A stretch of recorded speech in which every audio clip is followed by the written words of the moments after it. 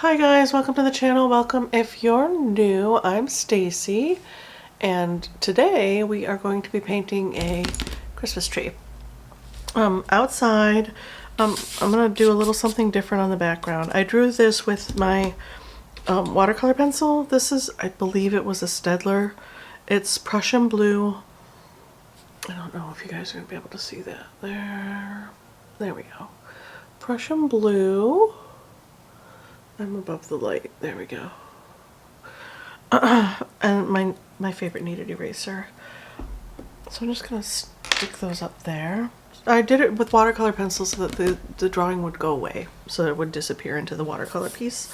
I have out my Daniel Smith watercolor palette, which also includes my... Does this one include? It does not. I have a couple of other brands in here, but not many. The reason I grabbed this one is because it has my indigos in it. I have a Sennelier indigo over here, and I have... What other brand do I have in here? I have some duo colors here. Those are Daniel Smith, Roosevelt Marine, which is Daniel Smith, Potter's Pink, and then this is the iridescent collection down here. Now these ones, you don't... Daniel Smith re-wets really well, but I'm gonna spritz the iridescent and duo ones because those do actually take a hot minute to reactivate. There we go. I need to get a better spritzer. I have no idea where I put my little spritz things. Probably in storage in New York. Alright, so I have a new Master's Touch Fine Art Studio wash brush in 1.5 inches. Got it at the Michael's Craft Store when I was there. So a couple of months ago, I gave my other wash brush to my daughter, so I needed one. Well, I didn't need one because I have this guy. This is my Princeton Neptune, round number 18. This is also a very nice wash brush. But for this painting, we're going to use this one. And then I have two Princeton brushes. I have the Princeton Neptune, round number 8, and then the Princeton Heritage, round number 6. The Neptune is very soft and bendy and a watercolor brush, like a true watercolor brush. And then the Heritage and Velvet Touch are firmer. They're more firm and they have more snap. So that's the difference between those two kinds of line, the two lines of brushes. So I'm gonna set those guys over there for now. Ooh, cheese and rice. And I'm gonna go ahead and use my 1 inch. This is 300 pound cold press watercolor paper. This is the Stonehenge. And I have had no problems with it whatsoever. I love it. You can get the more expensive brands if you want. This one's not cheap, but it's not as pricey as Arches. I'm going to go ahead and really wet this top part right here above my horizon line, which is right there. I'm going to wet that and kind of go around the Christmas tree. There we go. And use a smaller brush, watercolor brush. I'm going to turn this way because I want to tip this a bit and run some colors down, some background colors down this way.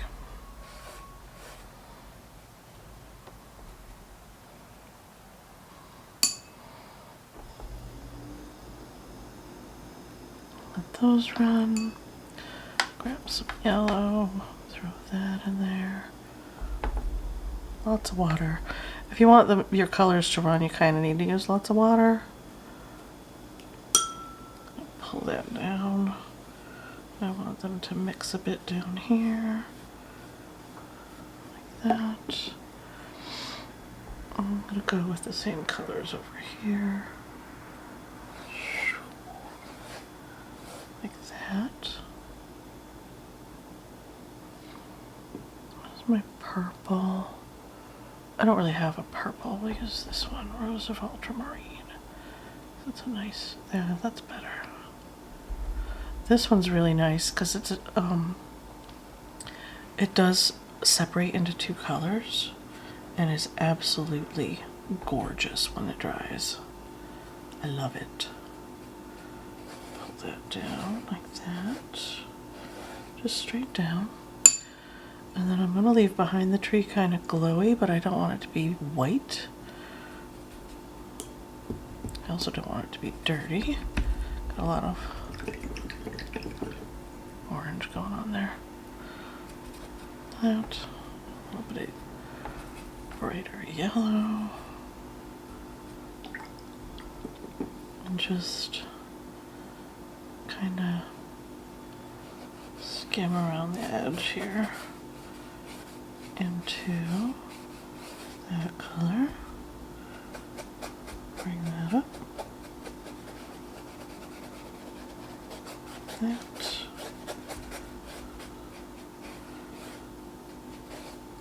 Okay. And maybe a little bit of blue mixed in. Tone this down a bit.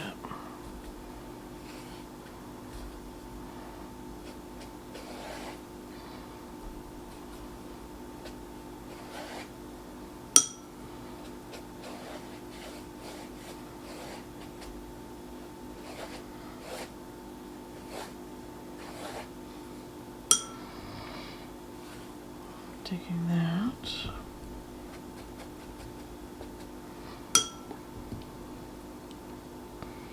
Indigo.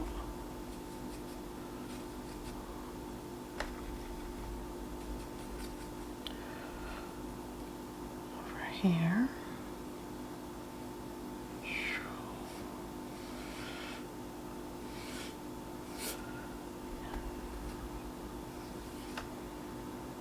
Don't really have a, there we go, Potter's pink and, or some of that Rosa ultramarine, and with the indigo gives it a little purpley lean, which I like.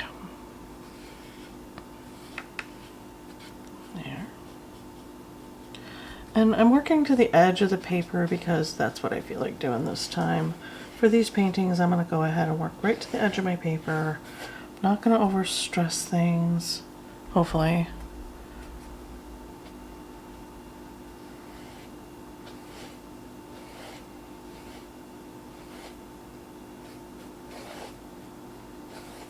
A bit of that there. And kind of muddy up around that glow. Back there.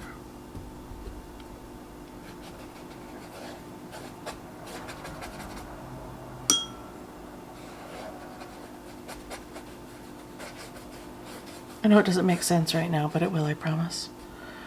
Hopefully. if what I have in my head actually works. We'll see. Okay. Alright. There. Take my towel and wipe that off. Dab the edge of the paper, get that puddle off of there. Give this a little spin. There we go. How's that looking? I think I might like it a little bit darker up here. Just right here. Okay, maybe there. I'm looking at the camera while I do this because I'm too close to the painting, like directly on it.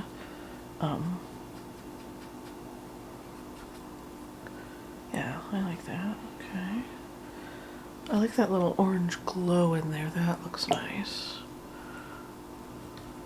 And maybe a little glow there. Alright, I dig that.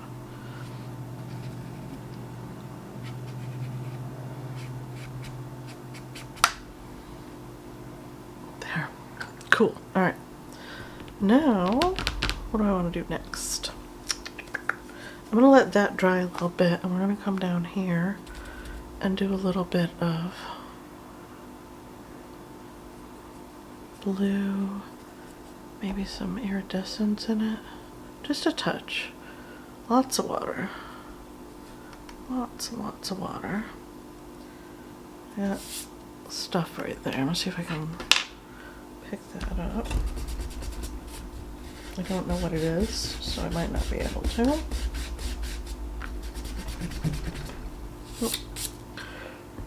We'll just ignore it. We'll ignore that smudge right there.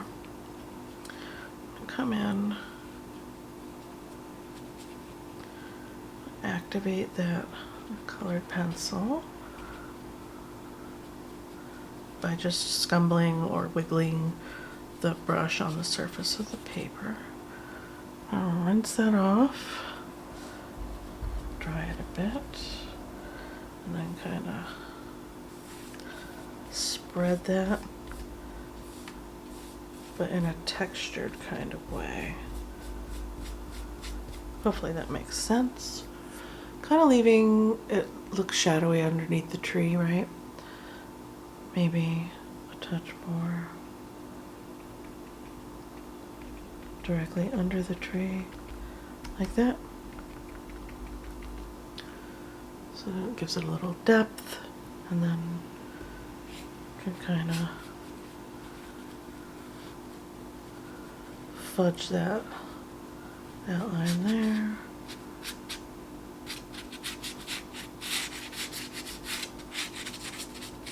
This is kind of impressionistic a little bit, right? Don't need to, does not need to be perfect.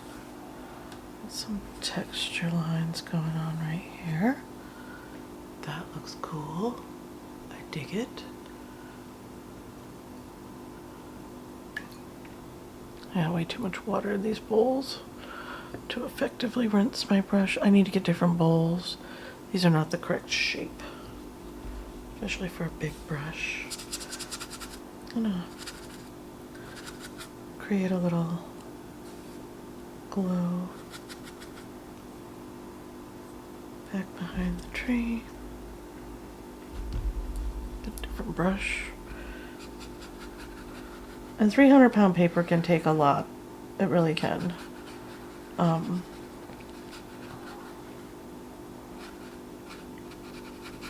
scrub that and pick it up here in a second. Now to pick up paint, you just push into the paper. You press really hard. Some paints pick up and some don't. It's not really a big deal. There we go. Kind of digging all of that activity in the background. Okay, so now I'm gonna go, let's see, what are we gonna do? I need a tree color. And I don't have a green in this mix, so we need to make our own. I used to have Viridian here, but it fell out and I have no idea where it went.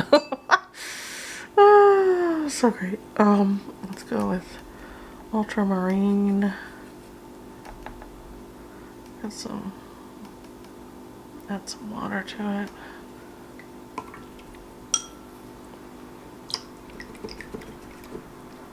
See, these paints went really, really well.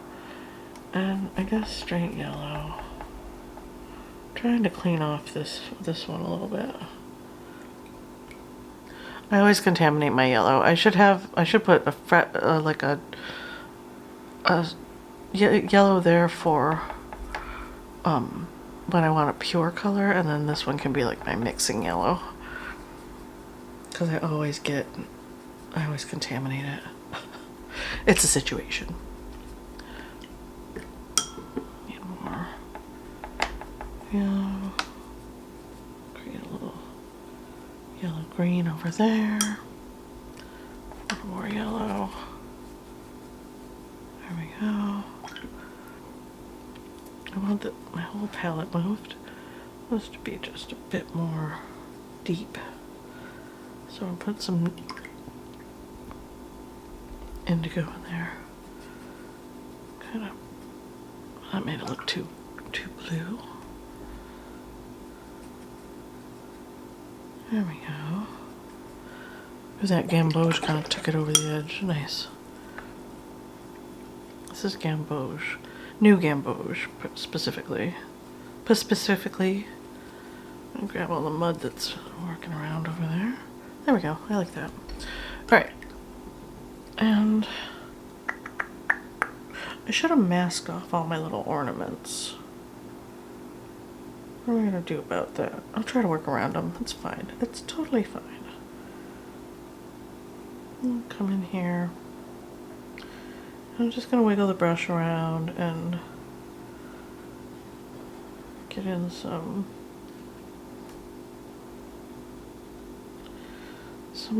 deep green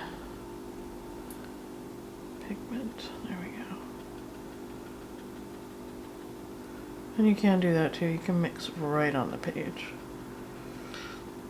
Gives it a little more interest for real, for sure, for reals. Totally, completely. And I'm purposely skipping around to leave some white. And probably going to go on the top of this with some bleed proof white. Just tapping, working. You can do this whole situation wet into wet and let your colors bleed around, and like they kind of did right here.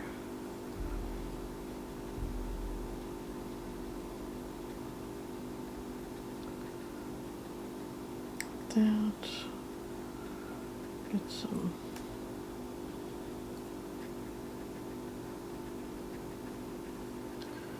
deep darks in where that heavy snow branch is laying. Boop, boop, boop, boop, boop. Get some deep darks in here and there.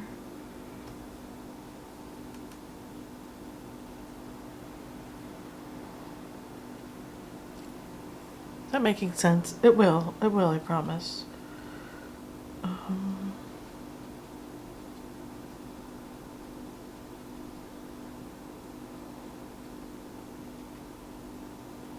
Once we get the ornaments on and the snow effect with the bleed proof white, you'll understand the madness that's happening right now. I don't usually start with my darks, but I really want this tree to stand out, and I'm using kind of an inky consistency of paint. Lots of paint, very little water. Very little water.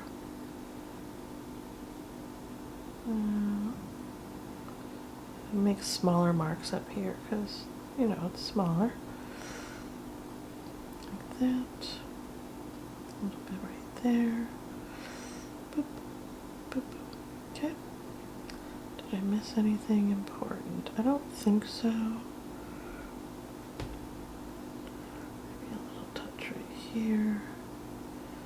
And a little touch right here and right there. Oh, right here.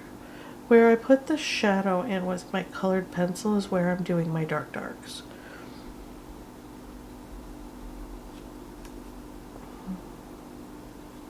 Let's do another boop, boop, boop. Do a little mix there. And get a nice dark right there on that edge. See how it makes it feel snowy without using any white, really. It makes it feel crispy and snowy, and it also gives depth to your, it throws some, if you put in some pure color right there, this deep dark right here, and just kind of drop it and leave it alone. It's gonna sorry, it's gonna lend some dimension to your piece, like that. And right up along this edge, and right in here. where it would be really hanging over. And then it'll get lighter as it goes down,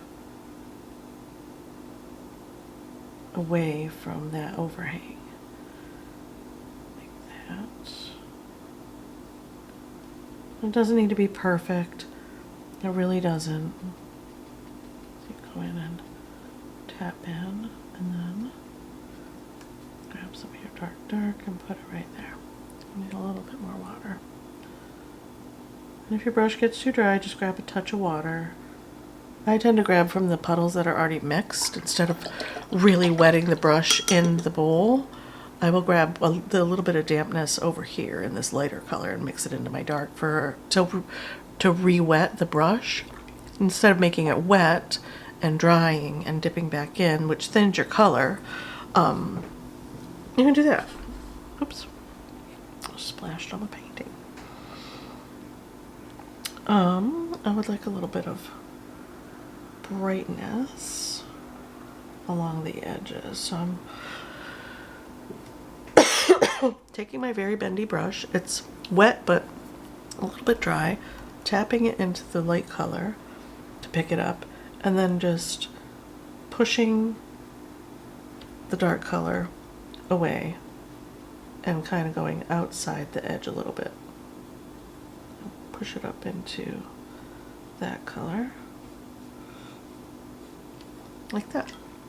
I get a little bit of light green under there. If it feels like too much, just pull back down. Just pull back down. Skim. I'm skimming the surface of the paper there.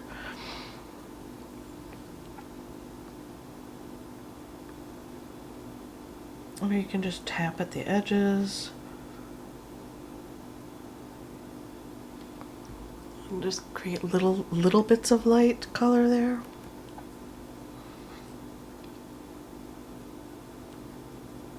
Not everything has to be highlighted with the light color, but I am going to go in and do little bits here and there. Because I think it gave that so much more dimension than up here in comparison. Keeping in mind too that this dries really light as well. So out here especially, we're gonna get some really light boughs going, like poking out. And remember, it's a tree. The shapes don't need to be perfect or what you think they should be. Have a little bit of fun with your shapes.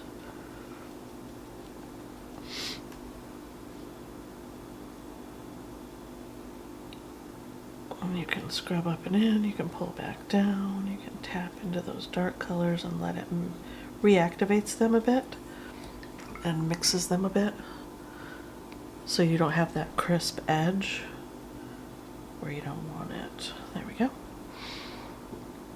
And we'll do a little more up here. Kind of up here especially because it's higher up, closer to the sky. Even though it's nighttime, all the ambient light from the city is going to reflect as well. So you can have bright spots on your tree for sure, but most especially up high. And this is not like a hard and fast rule. Right? There are no hard and fast rules in art. Every rule is made to be tried out, pressed, pushed, broken, disregarded completely. Know your fundamentals for sure, and then once you know your fundamentals, and I reinforce my fundamental learning pretty regularly. I get back to the fundamentals because it reminds me what the rules are and then how to break them effectively. I hope that makes sense. Go ahead and pop in some bright through here and some bright through there and some bright right there. A little more through here. A Almost forgot this guy down here. All together. A little tappy scrub kind of movement will also give you a softer edge in that mix area.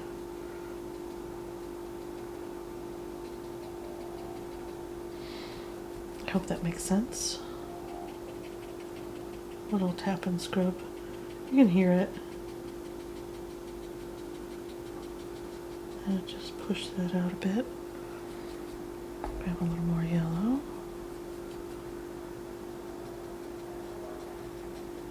There we go. Is that good? I feel like it is. I make some scrubby, kind of dry brush effects right there.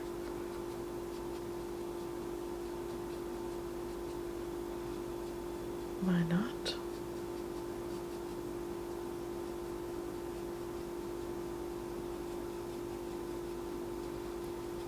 Missed a bunch of them. There we go. Kind of like that. What do you think? I kind of dig it already. Okay.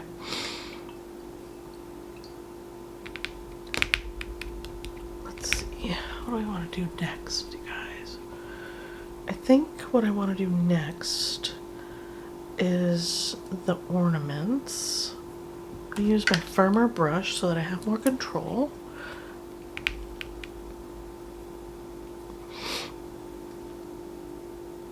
And you know what I want to do that I don't want to forget to do is come in here with a wet, firm brush and do a little, not too wet though, do a little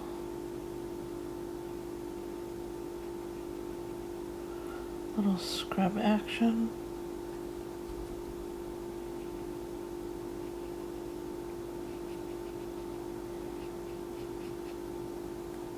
Is that effective? It is. You can also do this with, which just popped in my head, a magic eraser maybe. How dry is that? It's pretty dry.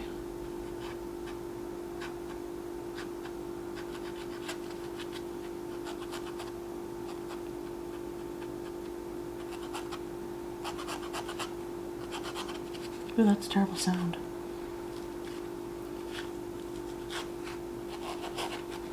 That's not firm enough. That's not gonna work, man. I feel like my round brush is it's too soft.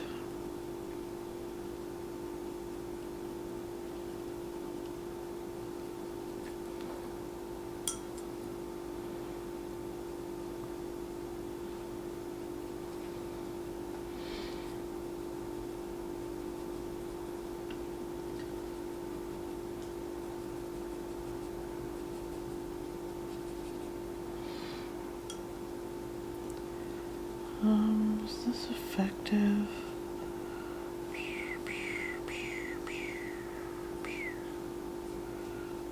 I just wanted like an effect of windows. The suggestion? Oh yeah, that works. Okay. Maybe more of a suggestion along this edge where it's close to the light. Maybe.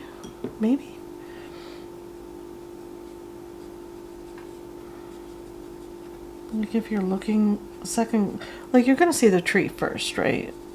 But if you're looking at the piece longer, I want you to see that you can put in dark windows too. You could come in with a dark color and drop in. Not too dark, you don't want to go too dark. Drop in some dark windows here and there. Sorry guys, I don't know how much you missed because I didn't notice that the camera stopped.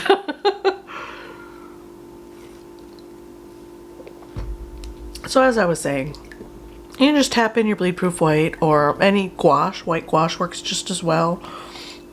If you don't want to do any of that, you can leave the white of the paper, and as you saw, that's just as effective. I did have a lot of color or watercolor pencil that wasn't activated, so I went ahead and covered that up a bit. And then see this dark mark here? I'm gonna come in there with some bleed proof white and just kind of disguise it. We're gonna, so you just, bleed proof white is good for that too, fixing little mistakes or issues that you don't care for. And then you can come in and do some textures, some frosty textures over your snow, make it look really, if you like that. If you don't like that, you don't have to. That gives it that little bit of a glittery feeling, right? Oh, way too much. Way too much. Still have way too much. Ah! Come off of there, thank you. And if it is a bit too much, just grab a dab of water and that'll help move it along. Too much dark blue right there. Give this a little frosty feeling. Scrub that brush around. If you're worried about ruining your brush, you don't have to do this. I have a lot of paintbrushes from my art boxes, so I don't really worry about it too much. Like, at all. Come over here and get a little glow back there. Along that line. Right there.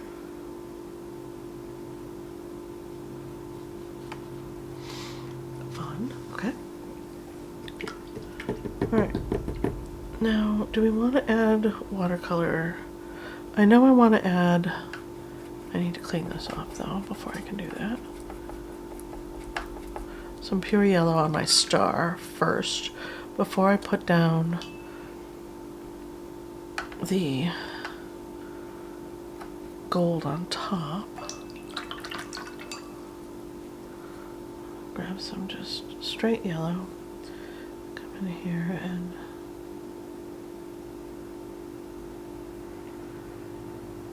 dab it in the shape of my little, I just put little dots on the page to give me an idea of the shape I wanted. A little bit of glow. Then for the yellow ornaments or the gold ornaments, we can do a little glow around those. And just come around and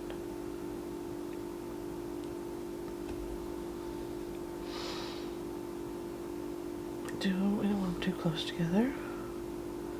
Do a little circle-y circle around those. Okay. Then the pink can have a little bit of a, that's too orange. Glad I looked at that. There we go. See this pink one that we got in here? Go around the edge of it, give it a little glow. This one a little glow. This one. Down here. Got a little more.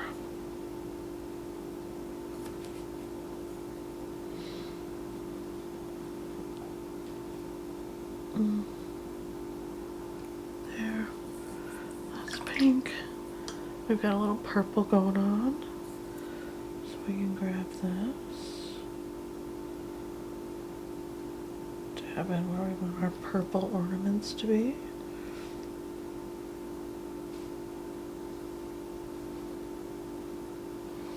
Okay. And then pink, gold, red, white. Do we want to do blue too? Why not? I'll do a little blue. Ooh, that iridescent blue is intense. Might not need the pen.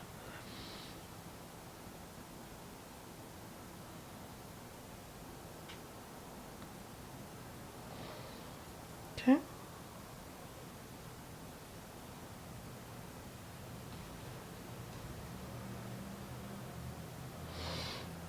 Alright, that's enough of that. Let those dry. Fan it off.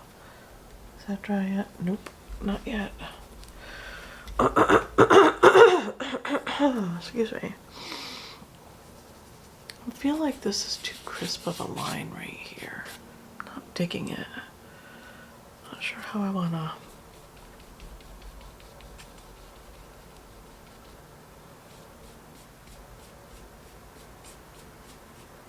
Address it.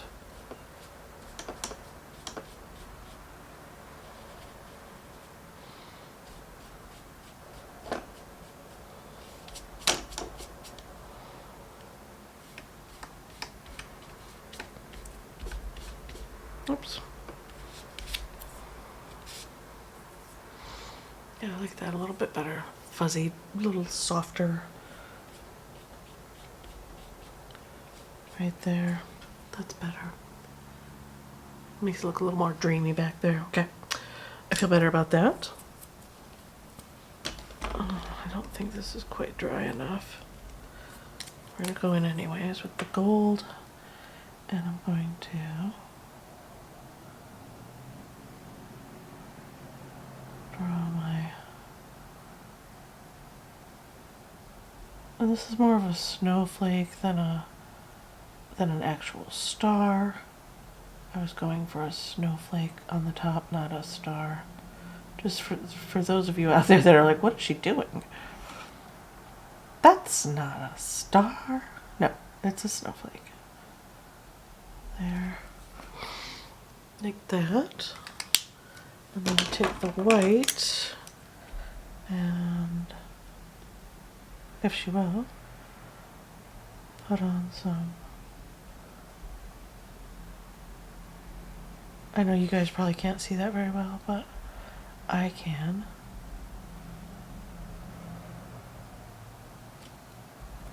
Click the end of that. Too much gold on it. And it makes a difference to me, so that's why I'm doing it. There we go. A little bit of a glow. I think I need the white for anything else.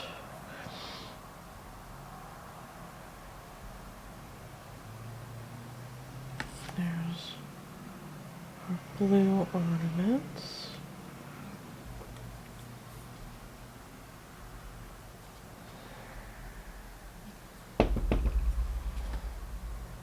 So I really did mess this one up.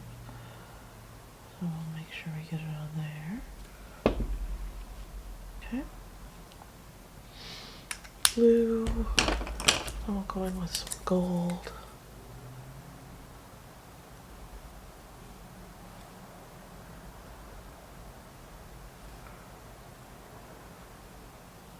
Kind of scribble those in. And it does not need to be perfect, you guys. It really doesn't. However you're happy with it. As long as you're happy with your piece. That is all that matters. There. There. There.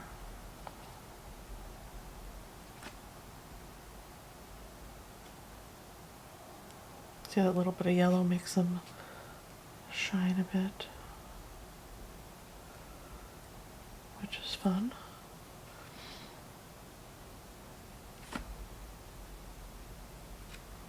There we go. That's the gold.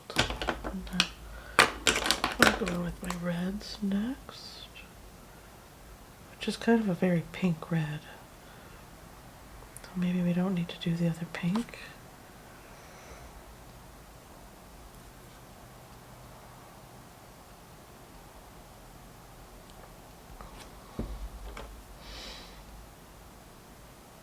Too wet right there. There. peeking out from behind the snowy tree right there.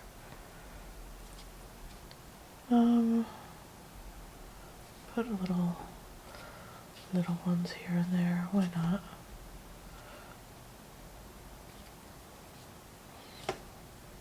This one, this one. Okay. Purple. Come in here and get some purple ones in.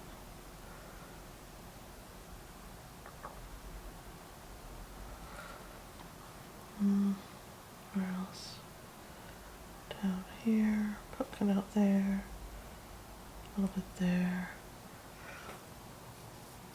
Right? I just wanted it to look confectiony, like sweet, fun little ornaments. Pops of color, little pops of color. Maybe we'll purple this blue one up. I'm really digging that. What do I think? It's fun, right? I'm digging it. Oh, you know what? I have silver as well.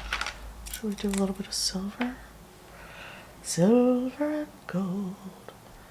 Silver and gold. Now that's going to be stuck in your head. Maybe a little bit of silver ones throughout. Little bits of weird sparkles here and there. Is that a Christmas ornament? No, that's not a Christmas. Yes, it is. That kind of thing.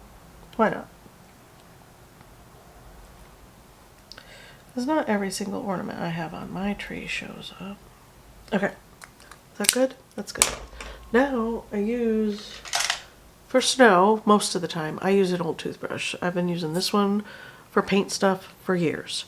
I just scrub it like I scrub my paintbrushes and put it back in the bin. We just pull that out, get quite a bit of it, and I usually mix in the cap. And then I'm gonna mess up my fingernails. Oh no! All right, so if you do that, don't panic. Just give it a little tap and rub. Tap and rub. Calm down. Don't get excited. I got way too much water in my brush. Okay, there we go. I'm going to use the edge of to create, ooh, making a mess. That always makes it so much fun when you make a mess. And there we go. Snow. Got a little too crazy right there. Just blot. Softens it enough that it doesn't look too terrible.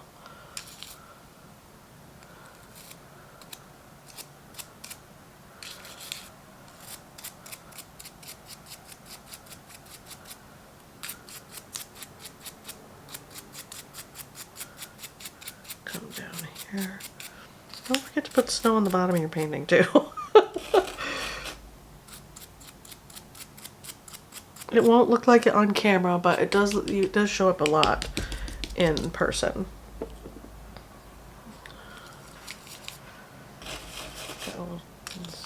And this is re-wettable with water, so I don't worry too much about it. And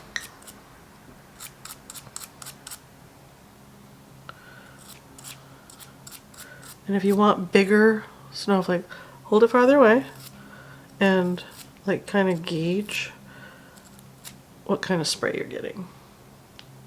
So that's how you do that. All right.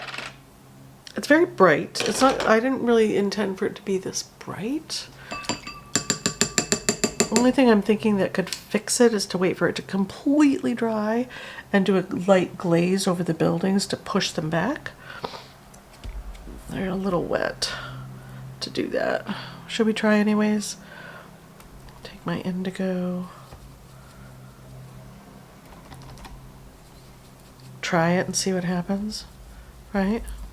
Why not? Kind of a lot of water. and a thin glaze, like just a light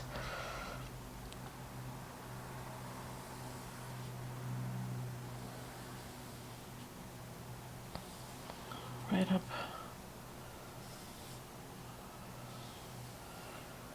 like that. Oh yeah, that did push it back a bit, didn't it? Darken up my buildings a bit. Get a little more indigo, a little more water, a lot more water. With the glaze, the trick is the water. And then don't fuss, just a gentle, very gentle, one stroke if you can, to kind of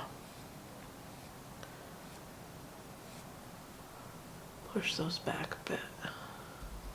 Do we like that?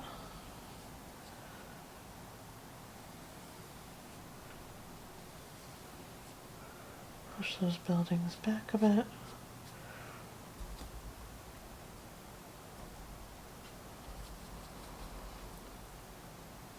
Maybe darken that edge a bit. Darken that edge a bit. There we go. Now it's the whole piece is not as bright, right? I like that better. What do you guys think? Do you like it? Do you not? Yeah, I need to get different things for my water. You can't see it, but they're sloshing all over the table over there because they're too full, first, of water. Second, let's hold it. This is dangerous. Don't hold it over your painting. They're very wide on the top and then they get super narrow at the bottom. So there's not enough like wiggle space at the bottom for your brush. So that's that. Why is it not dabbing? There we go. All right, so what do you think? That kind of helped push the buildings back and not make them so bright and competing with the tree. And then I feel like the tree is still blending in pretty good with the foreground as well. Right? So maybe we get a better shadow going on.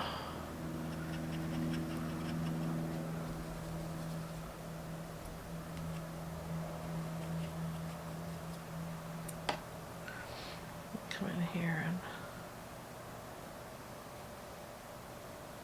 get a better, just a bolder shadow under our tree. That feels like way too straight of a line on my tree. So that's all right. There's lots of gouache right there as well, so we can kind of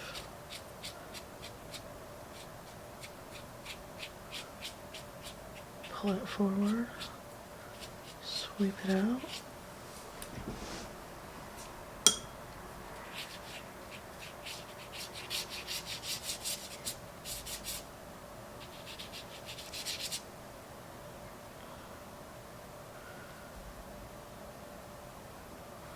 Want it to be a little dark in certain spots.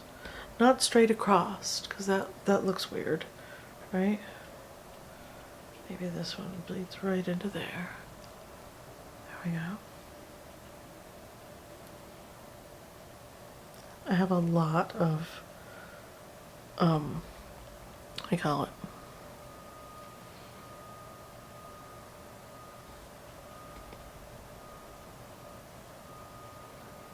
Bleed proof white on the page. There we go. That makes it pop a bit there. What do I do to the back though? Maybe we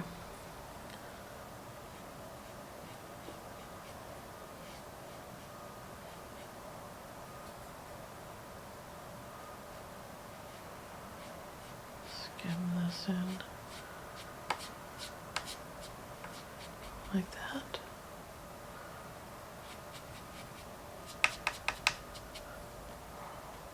Kind of like that. Do The same over here. Maybe there's a dirty sidewalk. Maybe there's just shadows on the snow. That's a little better. There we go. Now the tree's standing more in the foreground. And that glow in the back, I could have made that darker as well, but it's a little too late for that, so I'm gonna leave it alone. Otherwise I feel like it'll muddy up around the tree too much, maybe. So that's why I'm stopping with this one. I'm gonna stop right there, because if I keep picking at this point, it's all gonna turn into mud, because I've got a lot of conflicting things going on, I feel like. So that's the piece. I hope you like it. I hope that it's not too much. There we go. A little bit of texture there. Okay. Let me know what you think in the comments below. I kind of like it. I don't do Christmas trees very often because I find that green white or any kind of like nature doing this very stark contrasting colors to be challenging. So yeah, that's what we've got right now for our painting. Let me know what you think in the comments below, and I will see you guys tomorrow in the vlog. Yeah, so see you in the vlog if you're doing the Vlogmas viewing of the situation, and if not, then I will see you on Monday for Monday's mixed media piece. Yeah, so bye. I'm gonna stop talking. See you later. Bye.